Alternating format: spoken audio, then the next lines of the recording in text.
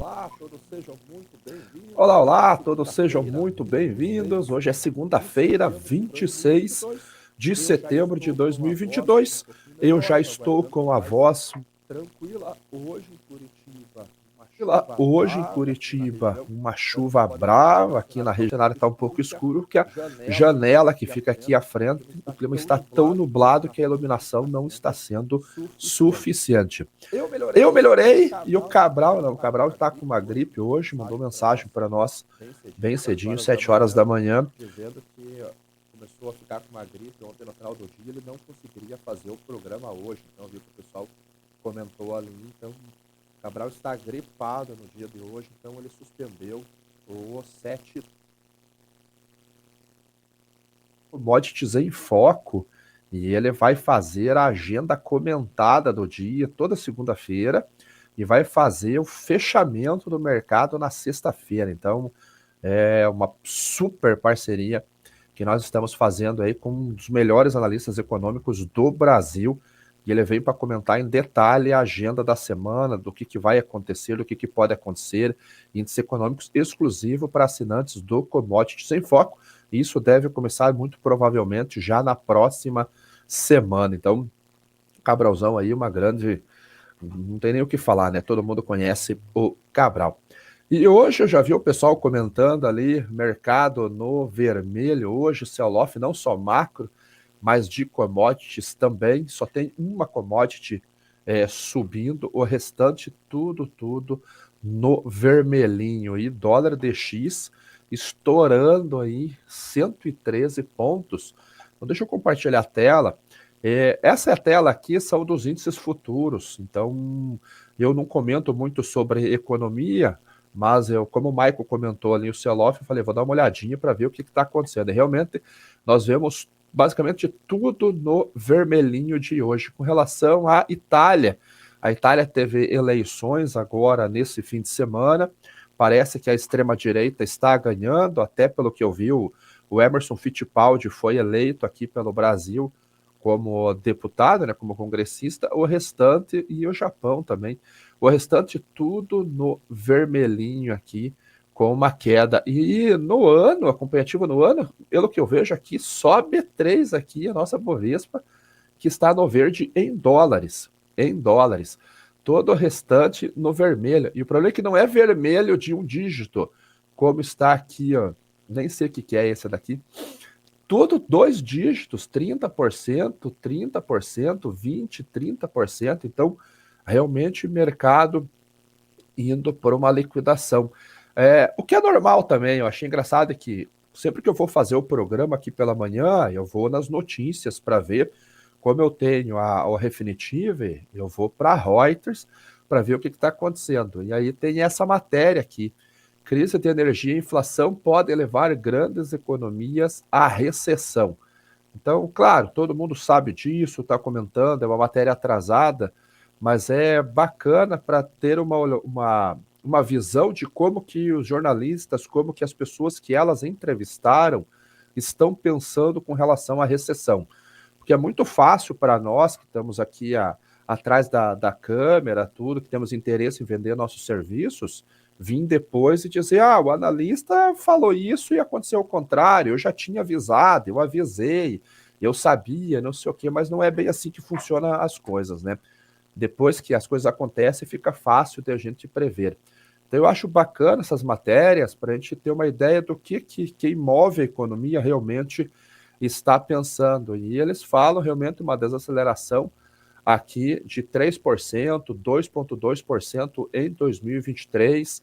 Então, todas as revisões estão realmente mostrando um encolhimento da economia, uma recessão vindo tanto nesse ano quanto no próximo ano.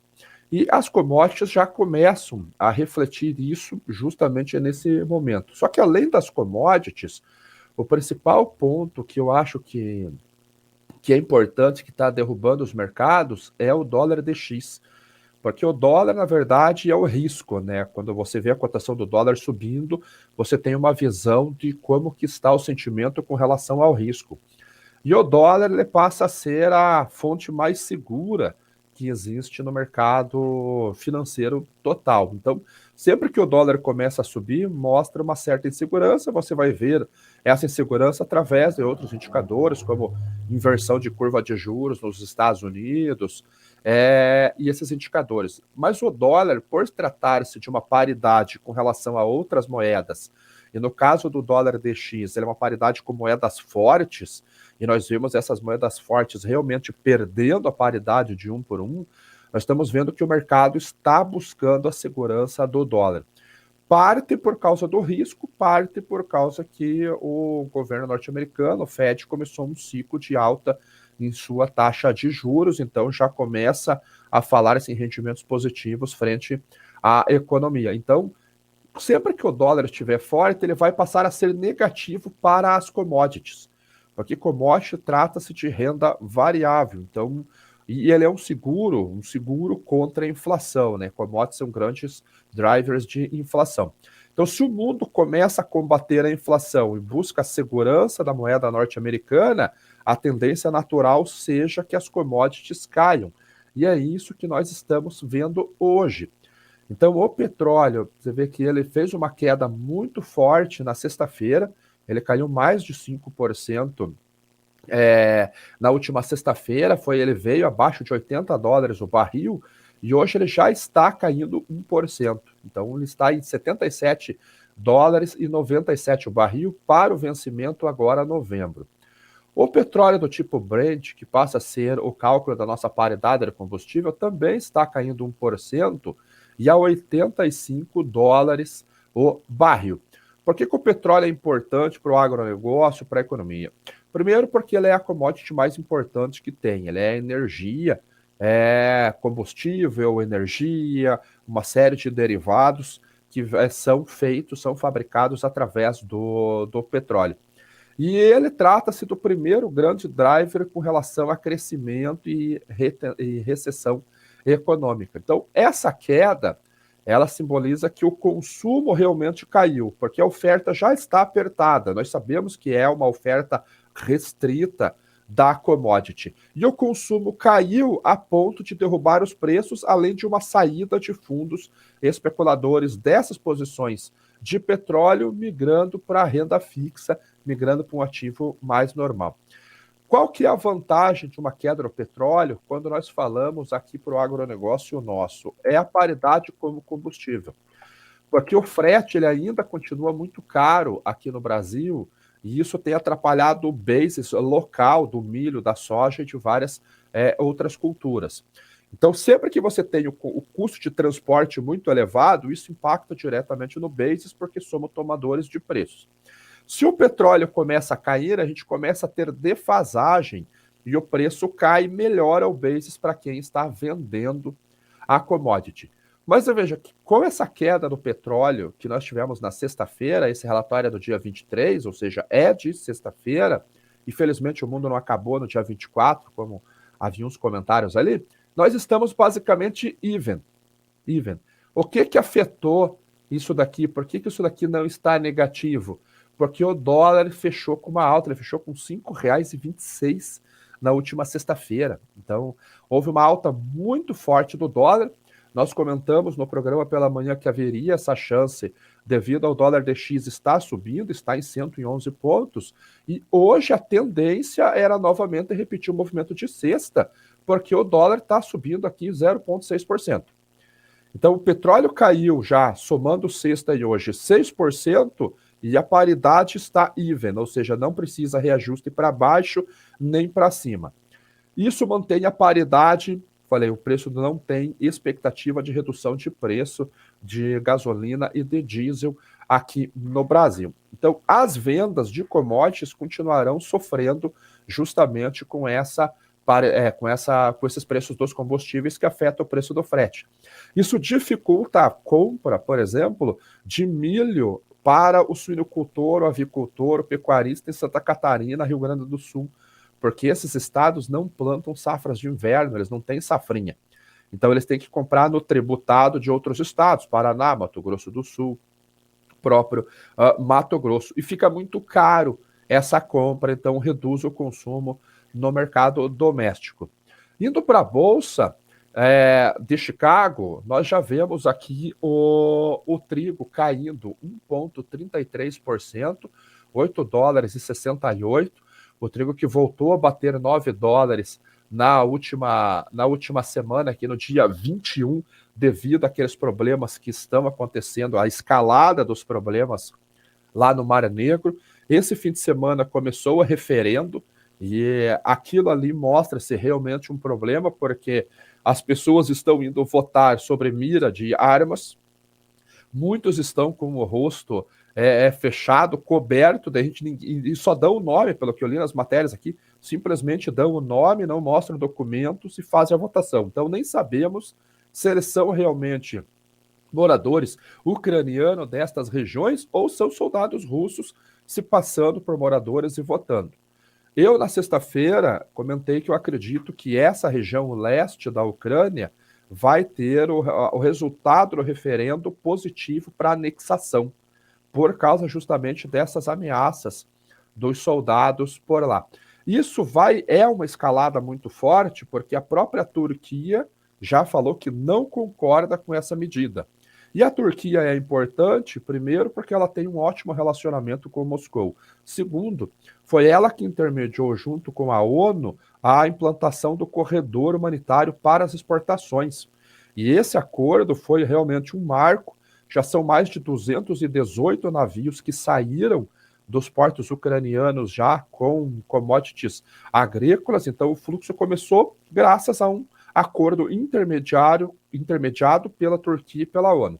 Se a Rússia parte para a anexação, é certo que vai trazer mais retaliações ao país, tanto da União Europeia quanto dos Estados Unidos, e agora a Turquia anunciou que pode fazer isso também.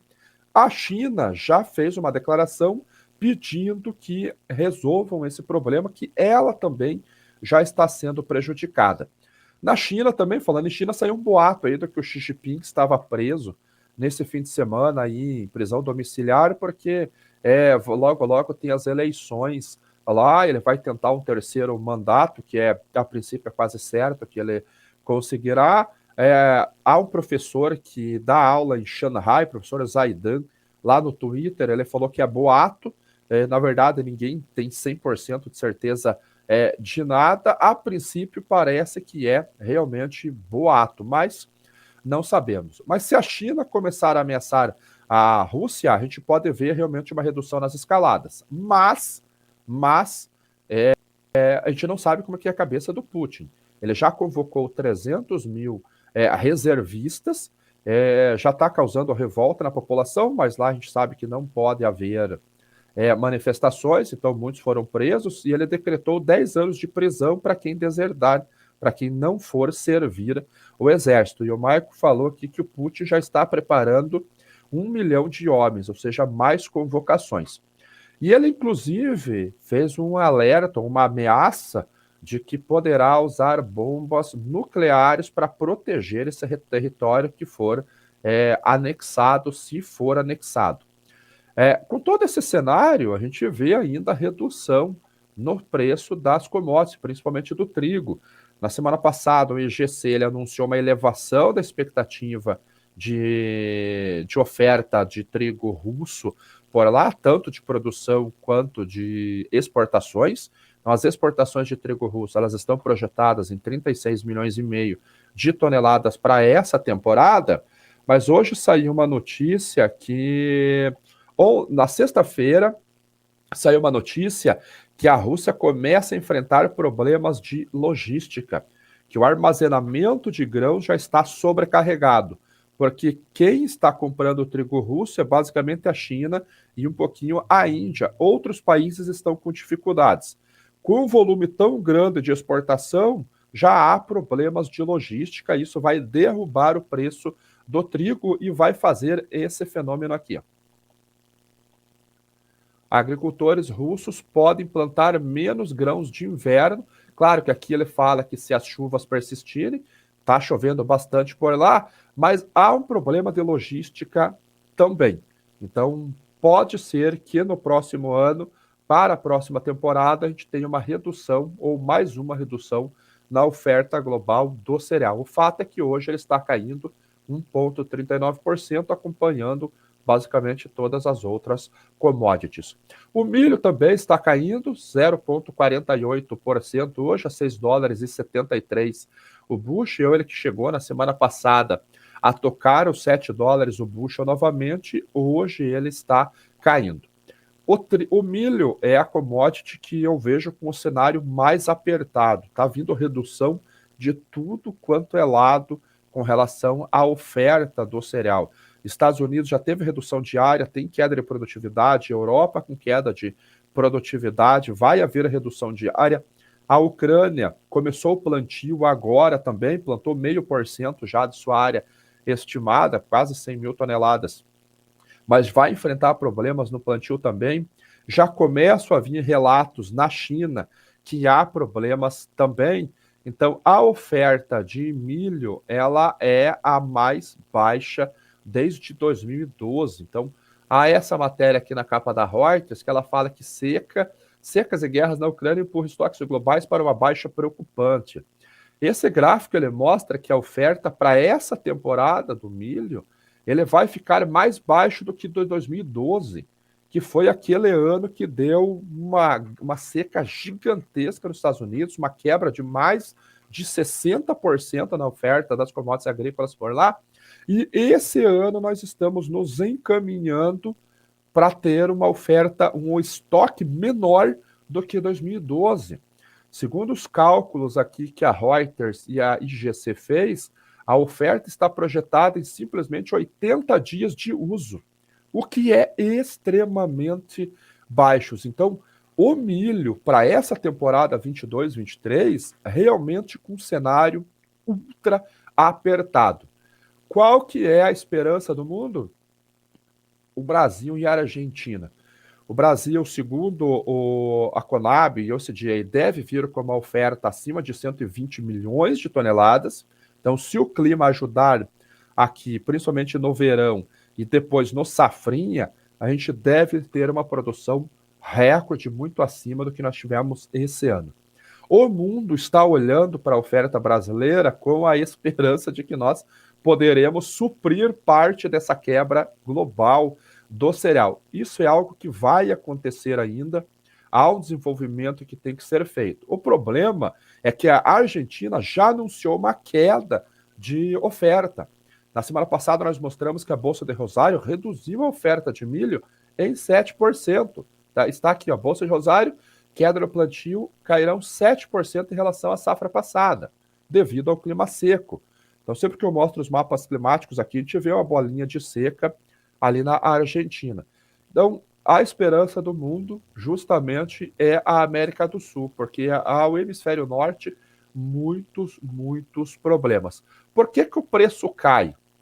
Aí respondendo a Anne aqui, quando o trigo cai, o milho vai junto. Teoricamente, sim, ou a tendência melhor é que ele vá junto, sim, por causa do uso. Parte do uso é para ração. Então, isso daí ele equivale calcula-se pelo ponto de proteína na fabricação de ração.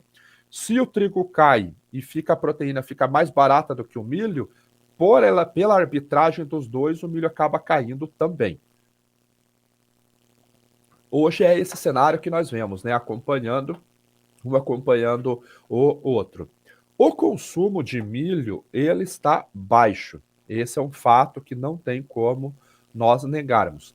Na semana passada, na sexta-feira, o USDA anunciou os números de vendas, e nós vamos ver aqui que as vendas para essa temporada agora ficaram muito baixas.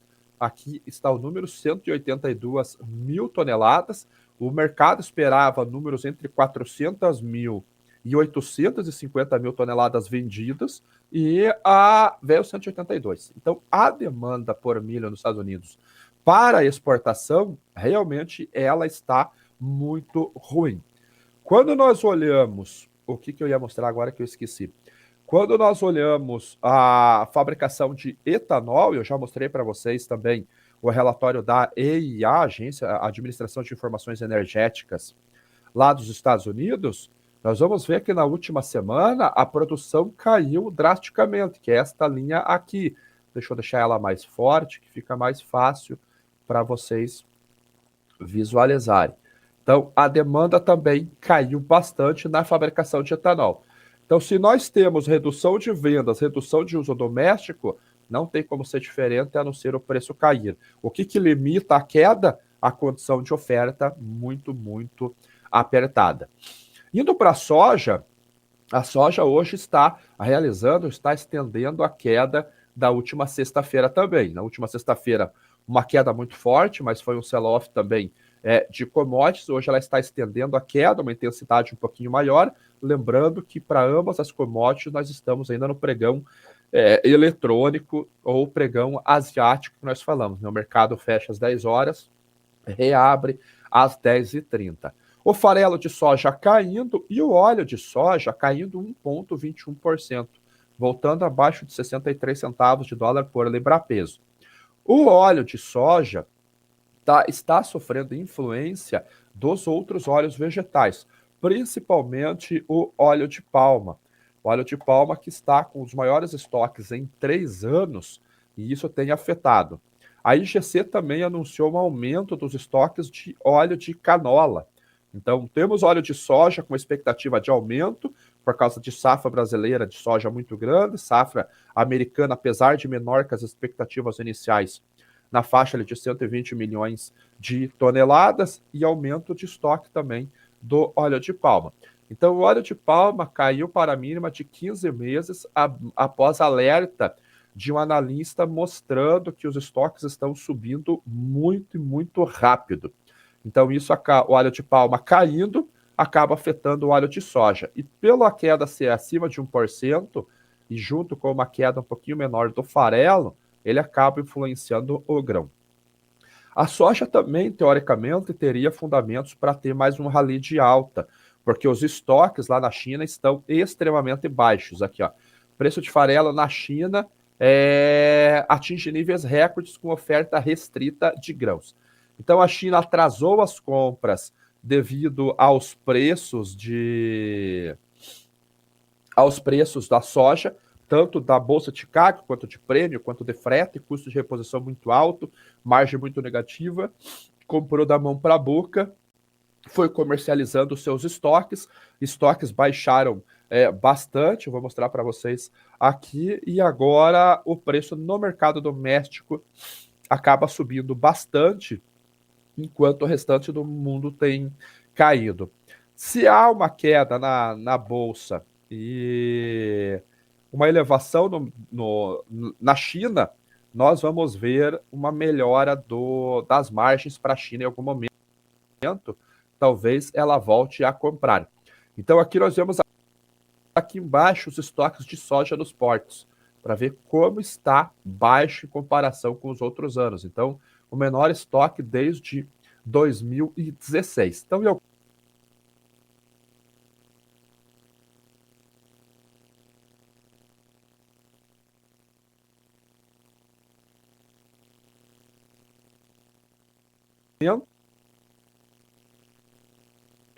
teoricamente, a China teria que vir para as compras, mas não está vindo.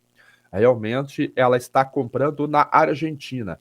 Eu já mostrei um gráfico para vocês, que eu postei lá no meu Twitter, que as compras estão concentradas na China e isso tem roubado parte do programa norte-americano de exportação. Então está aqui a evolução dos preços das exportações de grãos argentinas, a Argentina que não tem tradição na exportação de grão, e ela tem tradição na exportação do complexo, farelo e óleo. Mas desde o dia 5, olha o volume como aumentou bastante. Então isso tem roubado parte do programa norte-americano e nesse momento a Bolsa de Chicago sofrendo influência disto também.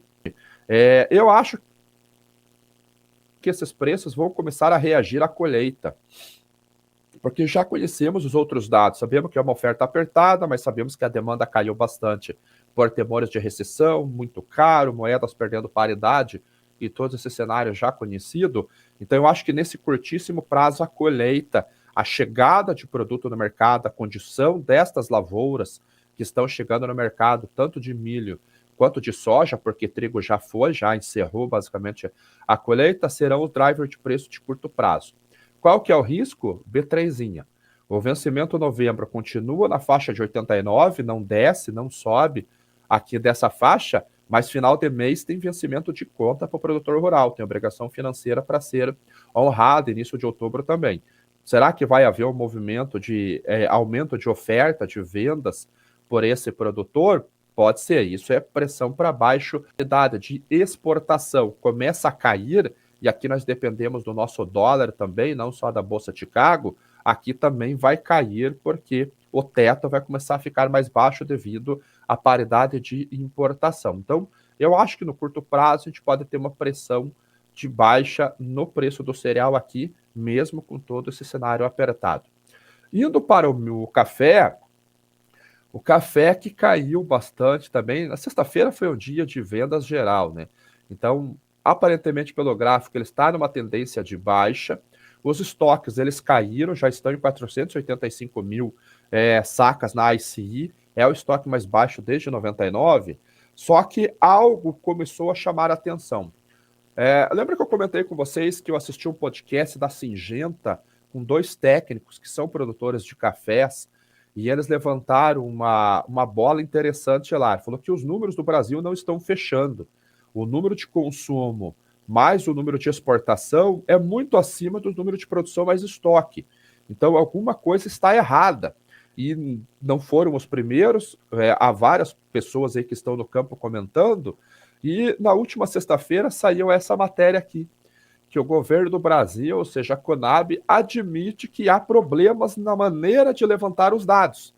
Então, ela vai rever como que estão sendo levantados esses dados, porque realmente os números não estão fechando. Ele até, vou colocar aqui para traduzir, mas ele fala aqui, ó, que para refletir melhor a realidade, uma vez que os números de produção têm sido menores que a soma do consumo e das exportações. Então é algo que o mercado realmente olhava. Peraí, mas se eu consumo X milhões, eu exporto X milhões e a minha produção é 3 milhões abaixo disso, onde que tem café? Então, a Conab admitiu que vai revisar a sua metodologia de levantamento de números. Quem sabe a gente tenha agora, isso seja o gatilho para a gente ter um estoque monitorado, como tem a ICI, como tem o SDA, ter uma oferta um pouquinho melhor controlada com relação a dados, porque favorece para todo mundo. E hoje o mercado aqui, pelo menos o dezembro, nesse momento no 0 a 0, e o vencimento março uma baixa de 0,12%. Eu acho que o mercado realmente olhou isso, falou, não, peraí, a produção não é tão pequena assim vindo do Brasil, não precisamos nos desesperar. E a única commodity que está subindo hoje, o açúcar, alta de 2,13% no vencimento outubro, 18,67 centavos de dólar por libra-peso. O vencimento março é 17,79 a 0,85. E o açúcar branco na Bolsa de Londres também subindo, hoje 0,71 de alta, 536 dólares por tonelada. O prêmio de branco foi para 211 pontos. Então, mostra que há uma escassez de açúcar no mercado nesse curto prazo, há uma expectativa de uma safra muito grande para a próxima temporada, mas, por enquanto, a escassez a escassez está presente, a oferta é apertada. Prêmio de branco bem elevado vai fazer as refinarias de açúcar buscarem a matéria-prima e isso sobe. Então, é uma dinâmica que a gente já está conversando já há algum tempo e o preço tem reagido a esse prêmio de branco aqui, puxando a demanda do açúcar bruto na Bolsa de Nova York. E nós vemos aqui que pelos percentuais de alta, realmente a restrição de oferta está no curto prazo. Nós fizemos um estudo para o açúcar, para quem é assinante do Commodities em Foco, foi mostrado esses fundamentos lá, quem entrou posicionado através do call que a Inside fez, deve estar apurando o lucro já nesse momento. Então, esse foi o programa de hoje. Vamos dar uma olhadinha aqui, ó, por que a arroba do boi está caindo? Porque os frigoríficos compraram bastante a termo, então isso foi uma boa notícia para o produtor. A gente fala, pô, o produtor vende a termo, se ferra. Agora é o contrário, porque ele vendeu a termo num patamar mais alto. Então agora o boi caiu, ele só vai entregar, mas ele recebe a roupa que ele negociou no passado. Então, escalas relativamente confortáveis, frigorífico recebendo bastante boi a termo agora. Saiu o número do IBGE semana passada mostrando que o rebanho nosso aumentou também, e o consumo no mercado doméstico está um pouco desaquecido ainda. E eu acho até o que tem segurado as cotações nesses patamares de R$ 300 arroba é a exportação, que está muito forte. Porque se a exportação tivesse fraco, na bolsa a gente já teria essa cotação da arroba abaixo de R$ 300. No físico já está abaixo. No físico está bem abaixo de R$ 300, 290, 280, dependendo da praça, ali próximo a São Paulo, devido ao diferencial de base. Mas eu acho que é isso, frigorífico confortável nas suas escalas e mercado doméstico com consumo retraído ainda. Quem exige menos investimento tem soja coin, é isso aí, soja voltando a 14 bushs, como você tinha dito. Boa, foi um chute, Paulo. Foi um chute. Preço de fertilizantes caíram na semana passada, MAP, KCl principalmente, a ureia se mantém sustentada, mas a ureia é aquela história, né? Depende de gás natural. O gás natural caiu bastante na semana passada, veio abaixo de $7 o bushel lá nos Estados Unidos. A Europa também caiu, mas o cenário é complicado. Então, para nitrogenado, eu prestaria muito atenção, principalmente na relação de troca. Agora, fosfatado e potássio, ele está com um cenário um pouquinho menos complicado com relação a tanto a oferta quanto com relação a preços. Claro que dependemos muito da taxa de câmbio aqui no Brasil. Então, nitrogenado para o Safrinha 23 eu prestaria muito atenção, enquanto que para os outros a gente tem um cenário um pouquinho menos complicado, ou podemos dizer que até quase que confortável nesse momento. Então, para a gente fechar, pessoal, vamos dar o like aí, por favor.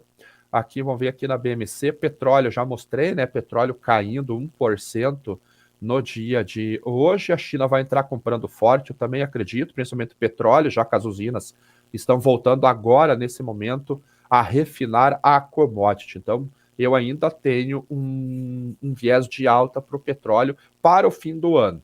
Não vou dizer que eu esperava uma queda dessa, que eu não esperava, mas eu ainda tenho um viés de alta para o petróleo para o fim do ano. Então é isso aí, pessoal. Vamos dar o like.